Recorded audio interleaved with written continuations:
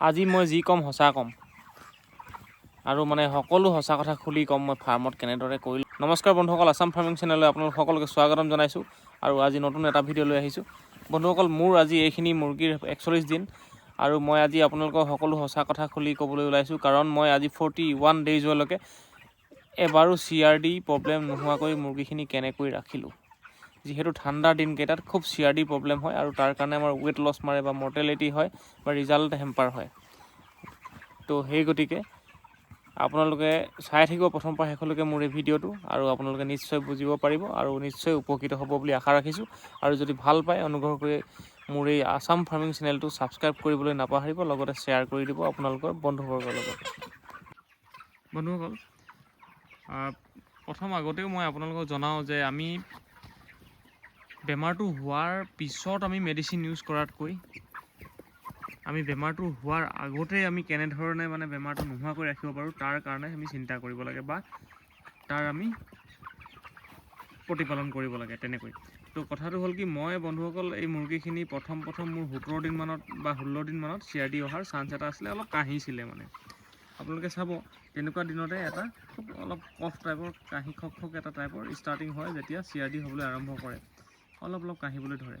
আৰু তেতিয়াই মই ইহঁতক কি কৰিছিলোঁ, আমাৰ কোম্পানীয়ে দিয়া প্ৰিফ্লক্স L বুলি এটা মেডিচিন আছে, সেইটো মই মৰ্ণিঙত ৰাতিপুৱা যিহেতু ইহঁতি অলপ খালী পেটত থকা নিচিনাই থাকে আৰু দানাটো ৰাতিপুৱালৈকে যিহেতু শেষ হৈ যায় ফিডাৰত, তো তেতিয়া মই কি কৰিছিলোঁ, 1 লিটাৰ পানীত 1.5 ml কৰি সেই মেডিচিনটো দি দিছিলোঁ এদিনৰ কাৰণে। অকল হ'বলৈ আৰম্ভই কৰিছিলে, সেইকাৰণে এদিনৰ কাৰণে দিলোঁ। আৰু সেই এদিনৰ কাৰণে দিয়াৰ লগে লগে লাহে তাৰপিছত সিহঁতৰ ঠিক হৈ গ'ল। কিন্তু তাৰ আগতে আৰু কিছুমান আমি মেইনটেইন কৰিছিলোঁ মই, যেনেকৈ ধৰক আপোনাৰ যিখন পাল হয়, যিহেতু ঠাণ্ডা দিন, খুব ঠাণ্ডাৰ কাৰণে আমি সম্পূৰ্ণ ছাইডৰ পালখন আমি লগাই থ'বলগীয়া হৈছিলে, মানে ওপৰৰ পৰা তললৈকে। আৰু ৰাতিৰ ভাগত, দিনৰ ভাগত অলপ খুলি দিছিলোঁ আৰু ৰাতিৰ ভাগত কিন্তু আমি লগাই ৰাখিব লাগিছিলে। তো তেনেকৈ আমি লগাই ৰাখিছিলোঁ। তাত ভিতৰত যিটো এমনিয়া গেছ সৃষ্টি হয় আমি পালকেইখন ৰাখি থোৱাৰ কাৰণে, তো সেই গতিকে সেইটোৰ প্ৰতি আমি লক্ষ্য ৰাখিব লাগিব, যাতে লিটাৰখিনি যিটো লিটাৰ হয় সেই লিটাৰখিনি সদায় শুকান হৈ থাকে, মানে ড্ৰাই হৈ থাকে। তাৰপিছতে যাতে ফাৰ্মখনৰ ভিতৰত গেছ নহয়, এমনিয়া গেছটো যদি হৈ যায় তাৰ পৰাও এই CRD প্ৰব্লেমটো আহিব পাৰে। সেইটোৰ প্ৰতি লক্ষ্য ৰাখিব লাগিব। সেইটোৰ প্ৰতি মই লক্ষ্য ৰাখিছিলোঁ। তাৰপিছতে আৰু ৰাতি ইভাগত মই মেডিচিন মানে ভিটামিন ইউজ কৰা নাছিলোঁ কোনো ধৰণৰ, আৰু যিহেতু মই 24 ডেইজলৈকে কোনো ধৰণৰ ৱেইট গ্ৰ'থৰ কাৰণে বা ভিটামিন কোনো ধৰণৰ ইউজ নকৰিলোঁ, তো সেই গতিকে মিনাৰেল হওক যি হওক, তো আৰু কৰিলেও মই তাৰপিছৰ পৰা আপোনাৰ দিনতে কৰিছিলোঁ, দিনৰ ভাগত। ৰাতিৰ ভাগত কৰিলে কি হয়, ৰাতিৰ ভাগত যিহেতু পানীটো যেতিয়া খাই দিব সিহঁতি, বেছিকৈ যেতিয়া পানী খাব, বেছিকৈ খালে সিহঁতৰ বডিটো ঠাণ্ডা হৈ যাব, আৰু ঠাণ্ডা হৈ থাকিলে সিহঁতৰ CRD প্ৰব্লেমটো অহাৰ চান্স থাকে। তো সেই গতিকে আমি যিকোনো মেডিচিন দিলে ঠাণ্ডা দিনত মই আকৌ 27 ডেইজত এবাৰ প্ৰিফ্লক্সটো দি দিলোঁ। প্ৰিফ্লক্সটো 1 পালি দি দিলোঁ, যাতে যদি আকৌ আহিবলগীয়া থাকে CRD তেতিয়াহ'লে নাহে। তো তেনেকৈ 27 ডেইজত দিছিলোঁ। 33 ডেইজত আকৌ এবাৰ দি দিবলগীয়া হ'ল, তেতিয়াও আকৌ এবাৰ আৰম্ভ হ'বলৈ ধৰিছিলে।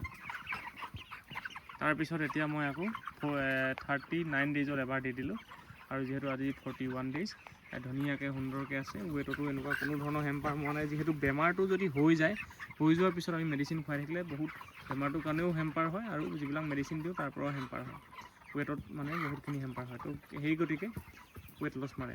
তো সেই গতিকে আমি মানে কি হ'ল, এই হোৱাৰ আগতে এপালি দিলে মানে মেডিচিনটো কণ্ট্ৰল হৈ থাকে বস্তুটো।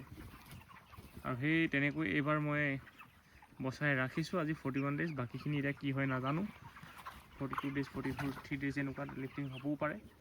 তো এতিয়া খুব ঠিকে আছে, ৱেটটো 2 কেজি 700 প্লাছ আহিছে আজি 41 ডেইজত। তো ঠিকে দেখিছোঁ মই, মোৰ হিচাপত মই ঠিকে দেখিছোঁ। মই যিহেতু ইমান বেছিকৈও মই ভিটামিন এনেকুৱা ধৰণৰ ৱেট গ্ৰ'থৰ কাৰণে বেছি একো খোৱা নাই, দানা খুৱাইছোঁ আৰু পানী খুৱাইছোঁ, আৰু লগতে 2 দিনমান দিলোঁ মিনফা গ'লটো। তেনেকৈ ধুনীয়াকৈ চলি আছে। তো বাকীখিনি এতিয়া কিন্তু মৰ্টেলিটিটো অলপ আহি আছে। মৰ্টেলিটিটো আপোনাৰ কি হয়, এছাইটিছৰ কাৰণে আহে, যিহেতু ঠাণ্ডা দিনত এছাইটিছৰ কাৰণে যেতিয়া ব্ৰুডিং টাইমত অলপ কষ্ট পায় মানে। তেতিয়াৰ পৰাই এই এছাইটিছৰ প্ৰব্লেমটো আহি যায়, অসুবিধাটো। কিন্তু মৰ্টেলিটিটো এছাইটিছৰ কাৰণে এইটো ডাঙৰ হৈহে হয়, পানী জমা হৈ যায় ভিতৰত। এইখিনি দেখিছে ইমান লাইন লাইন লাগি আছে মৰ্টেলিটি, তো তেনেকুৱা। আৰু এইখিনি হ'ল অলপ উইক বাৰ্ড হয়, উইক মানে অলপ সৰু সৰু বাৰ্ড। ইয়াত ৰাখি দিয়া হৈছে এটা ছেপাৰেট কৰি কিনি। এইফালে এটা পাৰ্ট আছে আৰু এটা এফালে পাৰ্ট কৰি ৰাখিছোঁ, দেখিছে আপোনালোকে। তো ভগৱানে বচালে বচোৱা এতিয়া বাকী কেইদিন এই মৰ্টেলিটিটো এছাইটিছৰ কাৰণে যাতে কম হয়, তাকে মই ভাবি আছোঁ কি হয় কি নহয় এই দুদিনৰ কাৰণে। যিহেতু আজি মই এতিয়া এই ফাৰ্মত থাকোঁতেই মোৰ চকুৰ আগত এতিয়া 4টা মুৰ্গী মৰি গ'ল জঁপিয়াই। তো বন্ধুসকল, মই CRDৰ কাৰণে আপোনালোকক ক'লোঁ, মই সেই তেনেকৈ কৰিলোঁ।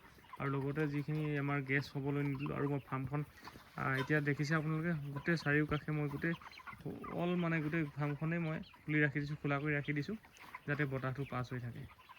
এইটো মই 35 ডেইজৰ পৰা এইটো মই কৰি আছোঁ, নহ'লে ফাৰ্মত গেছ হৈ যায় মানে মোৰ ফাৰ্মত। সেইকাৰণে আৰু যিহেতু ইহঁতি কণ্ট্ৰল কৰিব পাৰে, এইটো ঠাণ্ডা। আৰু এতিয়া ফাৰ্মত 17 ডিগ্ৰী হৈ আছে, এইটো চাওক আপোনালোকে,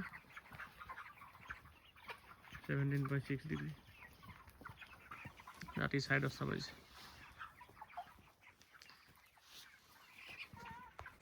তো বন্ধুসকল, আমি যদি তেনেকৈ ৰাখোঁ, বহুতখিনি কেয়াৰ ল'বলগীয়া হয়, বহুত সদায় মানে আমি চাবলগীয়া হয়। সদায় সিহঁতি কাঢ়িছে নেকি, বা গধূলি সময়ত বেছিকৈ আপুনি চেক কৰিব। দিনৰ ভাগত ধুনীয়াকৈ থাকে, কিন্তু গধূলি হোৱাৰ লগে লগে অলপ সিহঁতি কাঢ়িবলৈ আৰম্ভ কৰে, যিহেতু ঠাণ্ডা পৰি যায়। তো সেই তেতিয়াই আপোনালোকে সেই মেডিচিনটো, CRDৰ কাৰণে যিটো মেডিচিন থাকে আপোনালোকৰ, মোৰ কোম্পানীয়ে দিয়াটো মই দিলোঁ। আপোনালোকৰ যদি কোম্পানীয়ে দিছে তেনেকৈ কৰিব, নহ'লে দোকানৰ পৰা হ'লেও আনি ল'ব। তো তেনেকৈ কৰি কিনি আপোনালোকে যদি খুৱায়, এনেই নৰ্মেলি ৰেষ্টিকেলটো দিয়া যায়, যদি যিবিলাকে কোম্পানীৰ পৰা নকৰে তেওঁলোকে আনি কিনি খুৱাব পাৰে, তো ধুনীয়াকৈ মানে ঠিক হৈ যাব। Actually prevention is better than cure বুলি কয় নহয়, তো সেইটোৱে হয়। আৰু সেইটো কৰিলে আপোনাৰ ফাৰ্মত ছাকচেছ হ'ব পাৰিব। ধন্যবাদ।